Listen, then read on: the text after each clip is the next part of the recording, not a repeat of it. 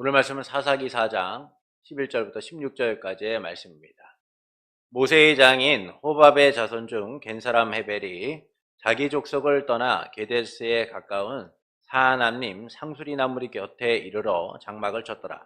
아비노함의 아들 바락이 다볼산에 오른 것을 사람들이 시스라에게 알림해 시스라가 모든 병거 곧 철병거 900대와 자기와 함께 있는 모든 백성을 하롯셋 학고임에서부터 기송강으로 모은지라.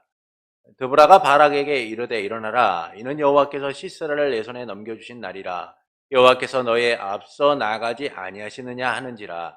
이에 바락이 10,000명을 거느리고 다볼산으로 내려가니 여호와께서 바락 앞에서 시스라와 그의 모든 병거와 그의 온 군대를 칼날로 혼란에 빠지게 하심에 시스라가 병거에서 내려 걸어서 도망한지라. 바락이 그의 병거들과 군대를 추격하여 하롯셋 학고임에 이르니 시스라의 온 군대가 다 칼에 엎드려졌고 한 사람도 남은 자가 없었더라. 아멘. 홀로 사는 세상에서 의지할 누군가가 있다라는 것은 큰 힘이 됩니다. 이 점에서 성도는 온 세상보다 크신 하나님을 의지하는 복된 자들이죠. 하나님께서는 언제나 우리와 함께 하시며 그분을 의지하는 우리를 지키고 보호하십니다. 그래서 하나님을 의지하는 우리의 삶은 절대 무너지지 않습니다. 하나님이 우리가 승리하도록 역사하시며 인도하시니까요. 이 믿음으로 언제나 하나님을 의지하며 살아가는 성도 여러분을 예수님의 이름으로 축복합니다. 지난주 우리는 순종에 대하여 함께 나누었습니다. 이 순종은 하나님의 통치를 인정하는 삶인 것이죠. 사사 드보라는 바락을 불러 하나님께서 그의 손에 야빈의 군대 장관 시스라와 그의 군대를 넘겨주셨으니 납달리 자손과 스불론 자손 10,000명을 거느리고 다볼산으로 가라 라고 합니다. 이에 바락은 드보라가 함께 가지 않으면 안 가겠다라고 하죠. 드보라는 반드시 함께 갈 것이라며 바락이 그 위에서 영광을 얻지 못할 것이다 라고 해요. 이는 순종하지 않으면 영광을 얻지 못함을 알려주는 것이죠. 순종은 하나님의 통치를 인정하는 하나님 백성의 삶이자 의무이기 때문입니다. 그렇게 하나님 백성은 순종을 통해서 하나님의 통치를 온전히 누리며 살아가게 되는 거예요. 그러나 말씀은 불순종한 이스라엘, 그리고 순종과 불순종의 경계에서 조건을 거는 바락, 그리고 순종의 길을 간 드보라의 모습을 통하여서 하나님 백성의 삶에 순종이 얼마나 필요한가를 알려주고 있는 겁니다. 순종이 하나님 백성에게 요구되는 삶이고 순종을 통해서만 영광을 누릴 수 있다라는 사실을 말씀하고 있는 것이죠. 그리고 본문은 다볼산에서의 승리에 대하여 말씀을 합니다. 드보라와 함께 다볼산으로 향한 바락의 소식이 가나안 왕 야빈의 군대 장관 시스라에게 전해지자 시스라는 모든 병거를 기송강으로, 모든 병거와 군대를 기송강으로 모으게 되죠. 그때 드보라가 바락에게 말하기를 일어나라. 하나님께서 시스라를 내 손에 넘겨주신 날이다. 하나님께서 너보다 앞서서 가실 것이다 라고 합니다. 이에 바락은 10,000명의 군사를 거느리고 다볼산으로 내려갔으며 하나님은 바락 앞에서 시스라와 그의 모든 병거와 군대를 칼라로 쳐서 물리치십니다. 이에 시스라는 병거에서 내려 도망하였으며 바락은 시스라의 병거와 군대를 추격하여 한 사람도 남지 않도록 죽이게 되죠. 이를 통해 말씀하시는 바는 무엇일까요? 전쟁의 승패는 대부분 수적 우위에 의하여 가려지게 됩니다. 그래서 군사력과 경제력 등 적을 압도하는 힘을 갖고자 하죠. 힘의 균형을 내 쪽으로 끌고 오기 위하여 수적 우위는 너무나 중요한 거예요. 그러나 모든 전쟁이 이런 수적 우위에 의하여 결정되느냐? 그렇지 않습니다. 때론 모두의 예상을 뛰어넘는 반전이 존재하기 때문이죠. 특히 성경은 이 세상적인 논리, 수적 우위와 다른 전쟁의 양상을 우리에게 보여주고 있어요. 이스라엘의 승전 소식을 들은 하솔왕 야빈은 마돈왕, 시므론왕, 악삿왕 등 주변의 여러 왕들에게 사람을 보내서 연합군을 형성하게 됩니다. 연합군은 이스라엘 측을 목적으로 모이게 되었는데 그 수가 바닷가의 모래와 같이 많았고 병거와 말도 매우 많았다라고 이야기해요. 이 같은 수적 우위에 선 연합군은 이스라엘과 싸우기 위하여 메론 물가에 진을 치게 됩니다. 누가 봐도 이 전쟁은 연합군의 승리로 끝날 것이 분명해요. 이스라엘이 이긴다라는 것이 어려웠으니까요.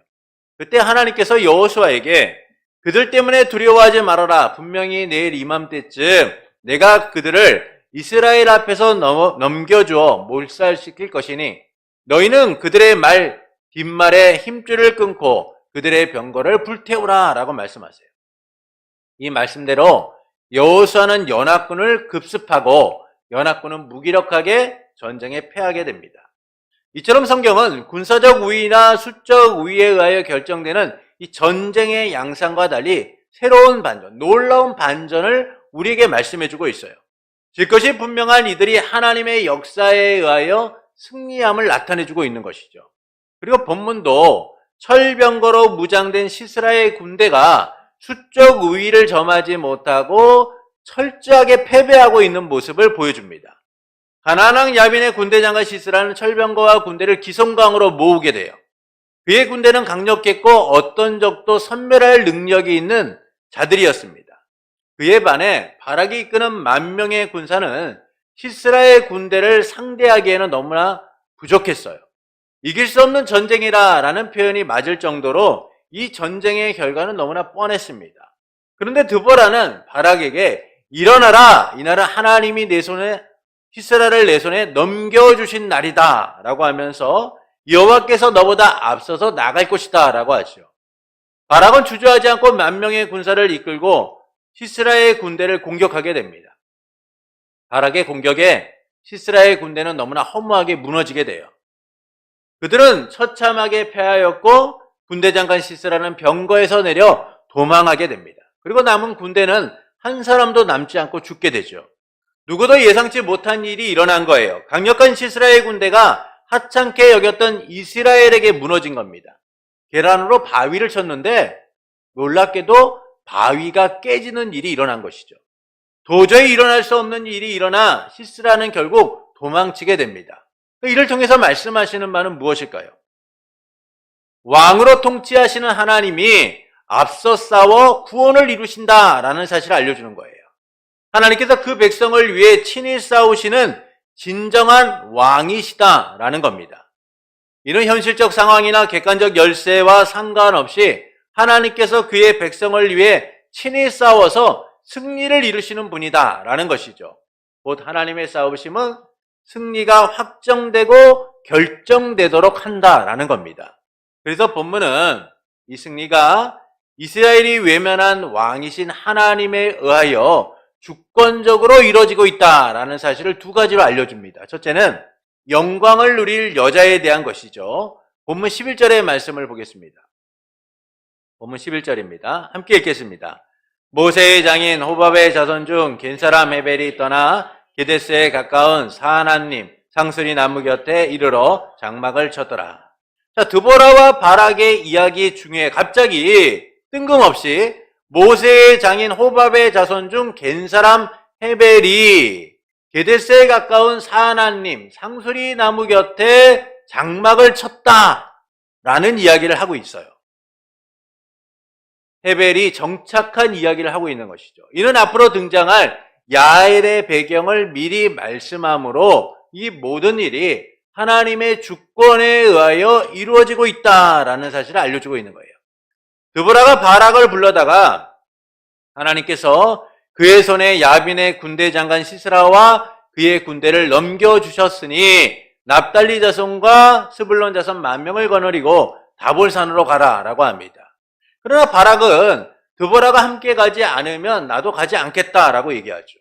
이에 드보라는 반드시 너와 함께 갈 것이다 라고 하면서 이 길에서 내가 영광을 얻지 못할 것이다 라고 하면서 시스라를 하나님께서 여인의 손에 파셨기 때문이다 라고 말씀해요. 바락은 자기가 누릴 영광을 온전히 순종하지 못해서 여인에게 넘겨주게 됐죠. 그 여인이 야엘인데 사사기 4장 17절은 그녀에 대하여 다음과 같이 소개합니다. 4장 17절을 함께 읽겠습니다. 시스라가 걸어서 도망하여 겐사람 헤벨의 아내 야엘의 장막에 이르렀으니 이는 하소랑 야빈과 겐사람 헤벨의 집 사이에 화평이 있습니다. 자, 야엘은 겐사람 헤벨의 아내입니다.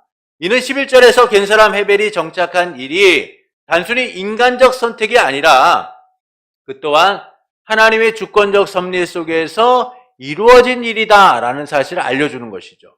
하나님께서 인간의 선택에도 언제나 뜻하신 바를 선하게 이루시는 분이다라는 거예요. 주권적으로 그 일을 행하여서 하나님의 뜻을 이뤄 가신다라는 사실을 알려주는 겁니다. 그래서 이 11절에서 헤벨에 대한 말씀은 영광을 얻을 야엘에 대한 배경을 미리 제시하므로 모든 일이 인간의 선택이나 의지 또는 우발적 역사에 의하여 이루어지는 일이 아니라 하나님의 주권적 의지와 섭리 속에서 이루어지고 있다라는 사실을 알려주고 있는 것이죠. 곧 왕이신 하나님의 주권적 통치 속에서 하나님의 구원이 진행되고 있다는 거예요. 우리가 볼 때는 헤벨의 이주가 사람의 선택이나 우연의 일치 속에서 이루어진 것처럼 그렇게 이해가 될 수 있어요. 그러나 하나님은 인간사에서 이루어지는 모든 일들이 하나님의 주권 속에서 이루어지고 하나님은 그 일들을 통하여 하나님의 뜻하신 바를 이루어가고 계시다라는 사실을 알려주는 거예요. 그 하나님께서 주권적 의지로 인간의 선택을 초월하여 뜻하신 바를 이루어 가신다라는 것이죠. 그래서 11절에서 갑자기 헤벨에 대한 이야기는 앞에 있을, 이제 뒤에 나타날 야엘에 대한 이야기를 미리 배경을 제시하고 있다라는 겁니다. 둘째는 앞서 싸우시는 하나님에 대하여 말씀합니다. 본문 14절부터 16절의 말씀을 보시겠습니다.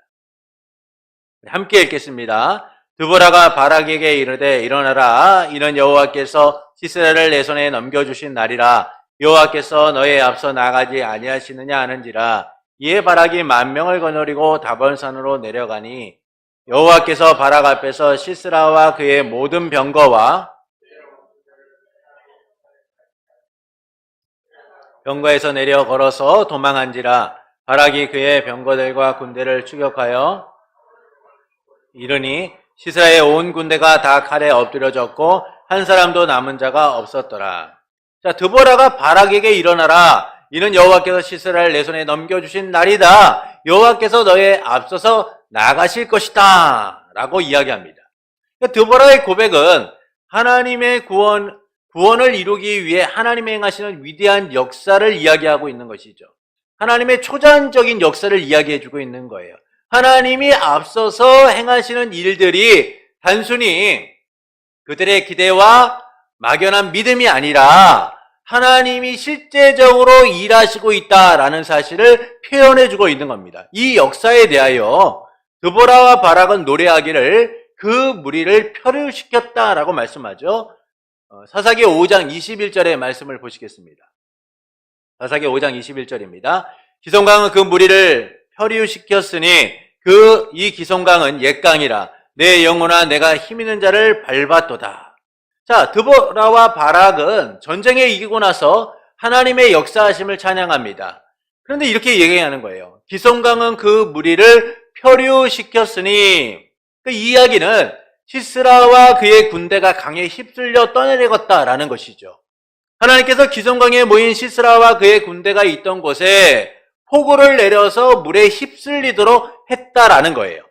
이 점에서 드보라가 하나님께서 앞서서 나가지 아니하시느냐라고 하는 것은 일반적으로 학자들이 비구름이 기송강으로 모이는 모습을 보고 드보라가 고백한 것이다 라고 이야기합니다. 그녀는 초자연적으로 역사하시는 하나님의 그 행하심을 보고 하나님이 앞서서 나가실 것임을 말하고 있는 것이죠. 이런 그녀의 고백은 앞에 보이는 현상만을 바라보고 고백하는 것이 아니라 하나님께서 이루실 위대한 구원의 역사에 대한 믿음의 고백인 거예요. 그것은 하나님께서 그녀를 통해 이미 시스라와 그의 군대를 바락에게 넘겨주실 것을 말씀하셨기 때문인 겁니다. 이런 그녀의 외침에 바락은 순종하고 하나님께서는 바락 앞에서 시스라와 그의 군대를 넘겨주셔서 누구도 예상치 못한 승리를 이루게 하시죠.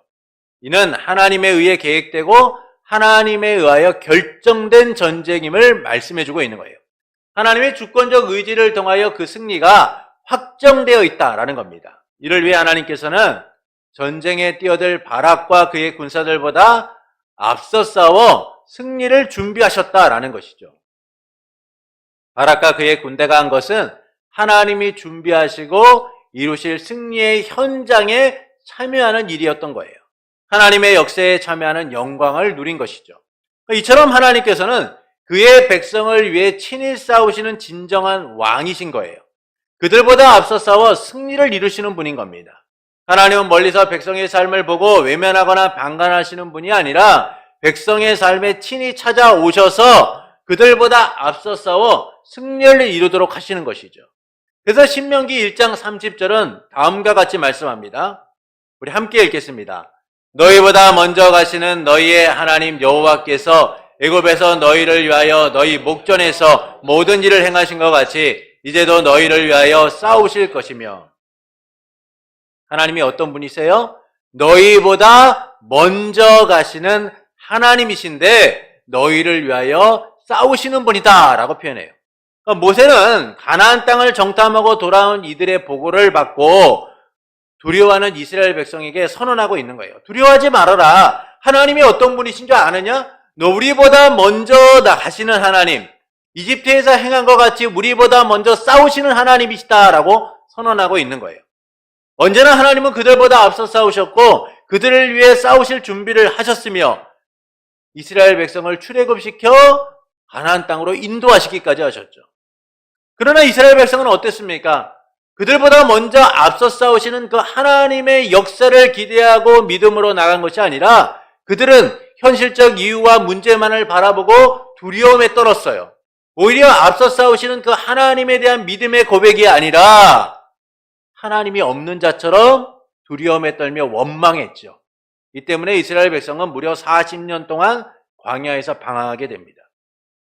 하나님께서는 우리보다 앞서 싸우시지만 우리가 믿음으로써 그것을 온전히 바라보지 못하면 하나님이 주신 이 승리의 기쁨과 감격을 온전히 누리지 못하게 되는 거예요. 그래서 우리는 현실적 상황이나 객관적 열쇠 등 보이는 문제만으로 살아가는 이들이 아니라 우리보다 앞서 싸우시는 하나님을 바라볼 수 있어야 돼요. 왜냐하면 하나님에게 우리 앞에 보이는 문제나 장애는 아무것도 아니기 때문이죠. 그래서 하나님은 전능하신 능력과 위엄으로 대적을 물리치고 그분의 위대하심을 드러내 백성을 승리에 이르도록 만드시는 거예요. 무한하신 능력과 건세로 세상을 이겨 위대한 승리를 이루시는 겁니다. 이 같은 하나님께서 백성들 우리보다 앞서 싸우고 계시는 거예요. 우리가 인생의 길을 그냥 가는 것처럼 보이지만 하나님께서 우리보다 앞서 싸우셔서 우리의 길을 형통하게 하시고 평탄하게 하시고 평안의 삶을 살아가도록 만드시는 거예요. 때론 고난과 위기가 있고 문제가 있지만 그럼에도 불구하고 오늘 우리가 살아가는 것은 우리보다 앞서 싸우시는 하나님의 주권적 의지와 능력 속에서 살아가고 있기 때문인 겁니다. 대적이 어떤 존재이건 벌어지는 전투의 양상이 어떻건 하나님에게는 어떤 것도 문제가 되지 않기 때문이죠. 하나님께서는 감당할 수 없는 삶의 위기 앞에 놓인 우리를 외면하지 않고 그 현장, 삶으로 직접 찾아와 우리를 위해 싸우시는 분인 거예요. 우리를 위해 뜻을 정하시고 역사하셔서 승리를 이루시는 분인 겁니다. 그분은 우리의 왕이시며 우리의 아버지시기 때문이죠. 그래서 주님께서는 언제나 우리를 위한 싸움을 마다하지 않고 백성된 우리를 위하여 싸우시는 거예요. 이와 같은 하나님께서 시스라와 그의 군대를 바락에 넘기신 거예요. 그래서 하나님이 왕이심을 나타내고 계신 것이죠. 그 백성을 위해 친히 싸워 구원을 이루시는 진정한 왕이 누구시냐? 바로 하나님이시라는 거예요. 이처럼 하나님께서는 하나님의 왕되심을 거부하고 자기가 왕된 삶을 살려는 이스라엘을 포기하지 않고 그들의 외침에 응답하셔서 주권적 의지로 구원하고 계신 거예요. 하나님이 그들을 위해 싸우시는 진정한 왕이심을 알리시는 겁니다. 그리고 하나님께서는 우리의 영원한 왕이 되시고자 독생자 예수 그리스도를 이 땅에 하나님 나라의 왕으로 보내셨죠. 참 하나님이신 예수님께서는 참 인간이 되셔서 하나님의 나라를 선포하시고 하나님의 나라를 이루고자 십자가에 죽고 부활하셨어요. 그래서 우리를 하나님 나라 백성으로 삼으시고 우리와 영원히 함께 하시며 하나님의 통치를 누리는 삶을 살아가게 하셨어요. 이 은혜 아래 우리는 예수 그리스도께서 세상을 이기신 것처럼 세상을 이기며 살아가는 거예요. 우리보다 앞서 싸우시고 능히 도움을 주시는 주님의 은혜로 우리의 이 고단하고 힘든 삶을 이겨내며 살아가게 되는 겁니다. 이에 대하여 히브리서 2장 18절은 다음과 같이 말씀합니다. 우리 함께 읽겠습니다. 그가 시험을 받아 고난을 당하셨은즉 시험 받는 자들을 능히 도우실 수 있느니라. 참 인간이 되신 예수님께서는 우리보다 먼저 고난을 받으셨어요. 그 고난은 어떤 고난입니까? 감히 우리가 상상할 수 없는 고난이죠. 배고픔과 피곤함, 질시와 비난, 천대와 멸시, 배신, 십자가의 죽음 등 그 고난의 깊이와 넓이는 우리의 인생이 감당하기에는 너무나도 버겁고 너무나도 무겁고 너무나도 힘든 것이었어요. 그럼에도 불구하고 우리 주 예수 그리스도께서는 우리보다 먼저 그 고난을 감당하심으로 오늘도 영적 전투의 현장에서 힘겹게 살아가고 있는 우리의 고난을 아시고 우리를 도우시는 분이다라는 거예요. 우리가 겪는 고난의 깊이를 누구보다 먼저 공감하시는 주님이 우리를 도와 역전을 이루신다라는 거예요. 여기서 도우실 수 있느니라 라는 말씀은 부름에 급하게 달려와 돕는다는 거예요. 부름에 급하게 달려와 돕는다는 거예요. 고난에 있는 우리의 삶을 외면하거나 방관하지 않고 우리의 부르짖음에 급히 달려와 우리를 위해 싸우시는 주님, 우리를 이기게 하시는 주님, 우리를 도우시는 그 주님을 통하여 우리는 고난의 현장에서 승리의 기쁨을 누리고 감격을 누리며 살아갈 수 있게 된다는 거예요. 주님이 급히 달려와 우리를 위해 싸우심으로, 우리를 도우심으로 역전을 이루시기 때문이죠. 이전 그리스도 안에서 하나님 백성된 우리는 우리를 위해 싸우시는 주님과 함께하고 있는 거예요. 홀로 살아가는 이 세상에서 우리는 주님과 함께하는 삶을 살아가고 있고 우리의 힘과 능력이 되시는 주님과 함께하며 주님이 우리를 위해 싸우심으로 이뤄가시는 승리의 감격과 기쁨을 누리며 살아가는 이들인 거예요. 하나님께서는 그 백성을 위해 친히 싸우시는 참된 왕으로서 오늘도 우리와 함께 하시니까요. 백성의 희생을 요구하나 백성의 고통을 외면하는 분이 아니라 백성을 위해 친히 보좌에서 일어나 싸우시는 하나님이신 거예요. 그래서 하나님께서는 앞서 나가 이스라엘을 승리하도록 하시는 거예요. 이처럼 하나님의 구원은 오직 왕이신 하나님의 주권적 의지이며 하나님에 의해서만 이루어지는 겁니다. 하나님은 오늘도 그 백성된 이들을 위하여 친히 싸우시고 승리를 이루어 가시는 분인 거예요. 오늘 우리를 위하여 싸우시는 하나님이 우리와 함께하고 계세요. 이를 통해 하나님께서는 우리가 어떻게 살아가기를 원하실까요? 우리보다 앞서 싸우시는 하나님을 의지하기를 원하시는 거예요. 우리보다 앞서 싸우시는 하나님을 의지하기를 원하시는 겁니다. 하나님을 의지할 때 하나님의 역사를 온전히 누리게 되는 거예요. 그래서 두려움과 염려 속에 머무는 것이 아니라 하나님을 의지하며 하나님의 역사를 기대하는 삶이 되어야 하는 겁니다. 여러분, 싸움의 기술 중에는 여러 가지가 있죠. 그러나 무엇보다도 우선하는 것은 담대함이에요. 싸우기 위해서는요, 담대함이 있어야 됩니다. 강한 마음이 있어야죠. 적을 섬멸할 수 있다는 담대함, 적과 싸울 수 있다는 확신 등 흔들리지 않는 마음이 있어야 돼요. 어떤 좋은 기술을 갖고 있고 어떤 좋은 능력을 갖고 있더라도 이 마음이 없으면 결국 쉽게 무너지고 무력화될 뿐이에요. 그래서 강한 마음, 담대한 마음이 필요해요. 그러나 마음을 잡아도요, 마음만으로 되지 않는 현실과 마주할 때가 있어요. 현실에서 우리는 객관적 열쇠와 현실로 인하여 때로는 우리의 강한 마음들이 무너져가는 현실을 만나기도 합니다. 그럼에도 우리는 꺾이지 않는 마음을 가져야 돼요. 마음이 꺾이지 않으면 다시 일어날 힘을 얻기 때문이죠. 하물며 하나님을 의지하는 것은 어떨까요? 우리의 마음처럼 쉽게 흔들리지 않아요. 왜냐하면 하나님을 의지하는 순간 하나님이 앞서서 싸우시기 때문이에요. 북이스라엘 왕 여로보암이 남유다의 군사력의 2배나 되는 80만 명의 군대를 거느리고 침공하게 됩니다. 이때 남유다의 왕 아비야가 40만 명의 군대를 이끌고 나가 맞서게 돼요. 그런데 현실적으로 남유다가 북이스라엘과 싸울 이길 확률은 희박했습니다. 거기다 엎친 데 덮친 격으로 이 남유다의 군대가요, 앞과 뒤에서 북이스라엘의 군대에 포위되게 된 거예요. 앞에서 맞서 싸워도 이기기 힘든데 앞뒤로 포위당한 상태에서 이긴다라는 것은 불가능한 것이죠. 이 전쟁은 수적으로도 전술적으로도 북이스라엘의 승리가 확실한 전쟁이었어요. 그런데 이길 수 없을 것 같았던 남유다가 놀라운 승리를 거두게 됩니다. 하나님께서 남유다의 부르짖음에 응답하셔서 여로보암과 그의 군대를 치셨기 때문이죠. 이 때문에 북이스라엘의 군대 50만 명이 죽임을 당하고 나머지는 항복하게 됩니다. 이 놀라운 승전의 이유에 대하여 역대하 13장 18절은 다음과 같이 말씀해요. 우리 함께 읽겠습니다.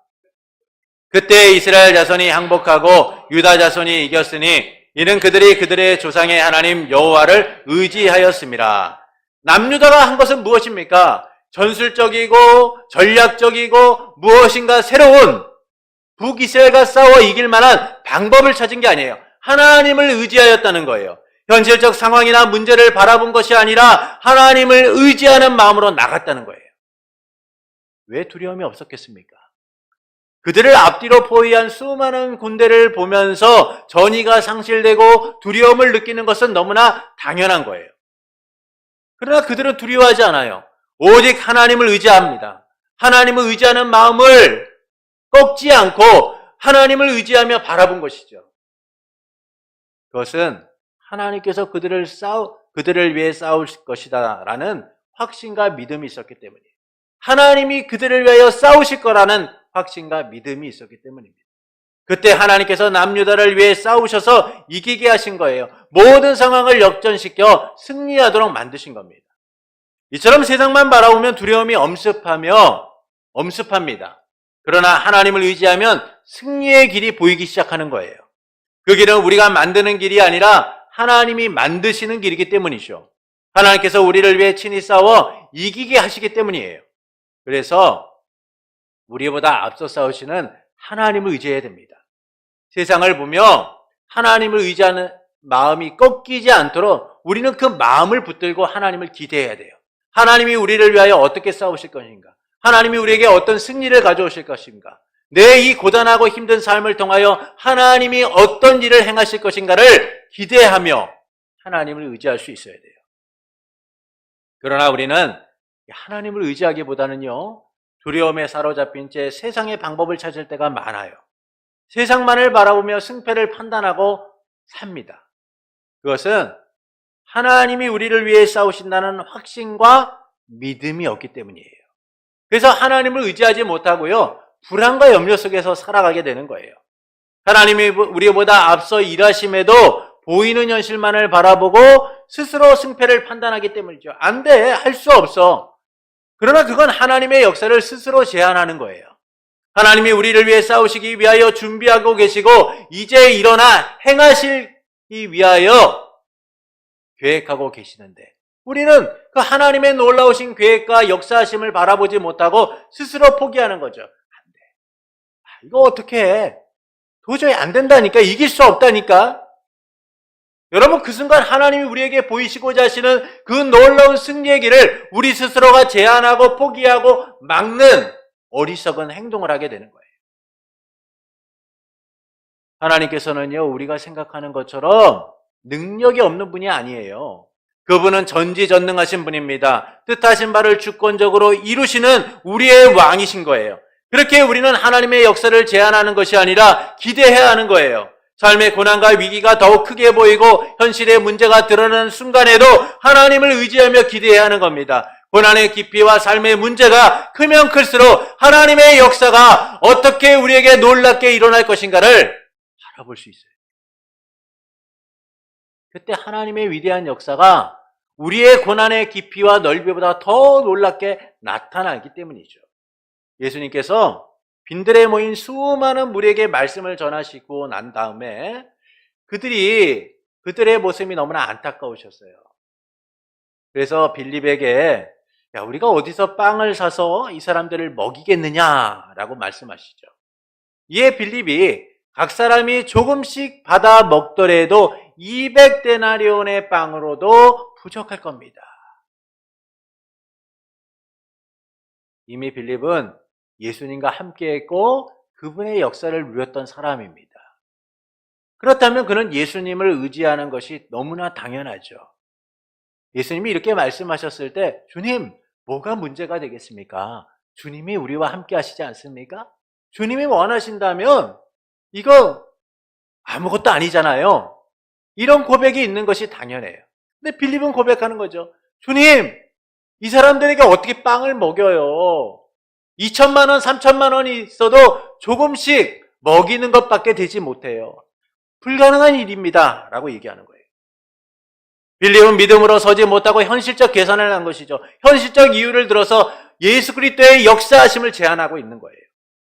그때 안드레가 한 아이의 보리빵 5개와 물고기 2마리를 가지고 와서 이것들이 이렇게 많은 이들에게 무슨 소용이 있겠습니까? 보리빵 5개와 물고기 2마리밖에 없는데 이 사람들에게 무엇을 할 수 있겠습니까? 라고 얘기해요. 안드레 또한 현실적 이유로 예수님의 역사를 제안하죠. 그때 예수님께서 사람을 앉게 하고 빵을 가지고 감사 기도를 하신 후에 나눠주시기 시작합니다. 1사람, 2사람, 3사람, 4사람. 근데 그 빵이 줄어들지 않고 그것에 모였던 남자 5천, 그리고 여자와 아이들 수많은 무리들이 그 빵을 먹게 되죠. 또한 물고기도 그들이 원하는 대로 나눠주세요. 이 때문에 수많은 무리가 배불리 먹고 12바구니가 남게 되었다라고 말씀해요. 이처럼 주님의 역사는 우리의 현실적 생각과 기준으로 판단할 수 없는 거예요. 그분의 능력은 무한하시며 그분은 언제나 우리가 기대하는 그 이상의 놀라운 일들을 행하시는 전능하신 하나님이신 거예요. 그래서 우리는 하나님의 역사를 기대하며 그분을 의지해야 됩니다. 하나님이 우리를 위해 앞서 싸우심을 믿고 확신 가운데 거해야 되는 거예요. 그분은 우리의 아빠, 아버지시고 우리의 왕이시니까요. 언제나 우리보다 앞서 싸우시는 분이신 거예요. 누구도 내 편이 되어주지 못할 때 깊은 고난의 늪에서 허우적거리며 모든 것을 포기하려고 하는 순간에도 주님은 우리를 위해 싸우시는 거예요. 여러분, 우리가 시편을 보면 다윗이 고난과 고통의 현장에서 얼마나 안타까운 모습을 보입니다. 대적 때문에, 삶의 현실 때문에 그는 고통하며 눈물을 흘리며 힘들어해요. 근데 그가 마지막에 고백하는 바가 뭐예요?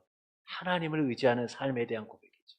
하나님, 나의 인생은 이처럼 고단하고 힘들지만 나는 대적에 둘러싸여 이처럼 힘들고 어렵지만 하나님만을 바라봅니다. 그럼 우리의 인생 가운데 하나님을 의지하는 삶밖에는 없는 거예요. 여러분, 어떤 힘으로 세상을 살아가려고 하십니까? 어떤 삶의 방식으로 세상을 이기려고 하십니까? 우리가 할 수 있는 것들 우리가 다 해보며 살아왔잖아요? 그러면서 우리가 느끼는 것은 무엇입니까? 실패의 경험, 아픔의 경험, 삶의 무기력함을 고백하면서 내 힘으로 되는 게 없구나 라는 사실을 우리는 고백하게 돼요. 그때 우리는 하나님을 바라봐야 됩니다. 하나님만이 나의 능력이시고 나의 도움이시며 나의 힘이심을 고백하는 삶이 되어야 하는 겁니다. 지금 우리에게 필요한 것은 우리보다 앞서 싸우시는 하나님을 의지하는 거예요. 하나님을 의지할 때 그분의 역사가 시작되는 겁니다. 위대한 승리의 길을 가게 되는 것이죠. 그러므로 현실만 바라보고 판단하고 주저하는 것이 아니라 앞서 싸우시는 하나님을 의지하기를 결단하는 성도가 되시는 것은 어떨까요? 삶의 무게와 깊이가 와닿는 순간에도 하나님의 역사를 기대하며 그분을 의지하는 성도가 되시는 것은 어떨까요? 사랑하는 성도 여러분, 그보라는 바락에게 하나님께서 시스라를 내 손에 넘겨주신 날이다 라고 하면서 하나님께서 너보다 앞서서 나가실 것이다 라고 이야기합니다. 이에 바락은 군사를 거느리고 다볼산으로 내려갔고 하나님은 바락 앞에서 시스라와 그의 군대를 넘겨주시죠.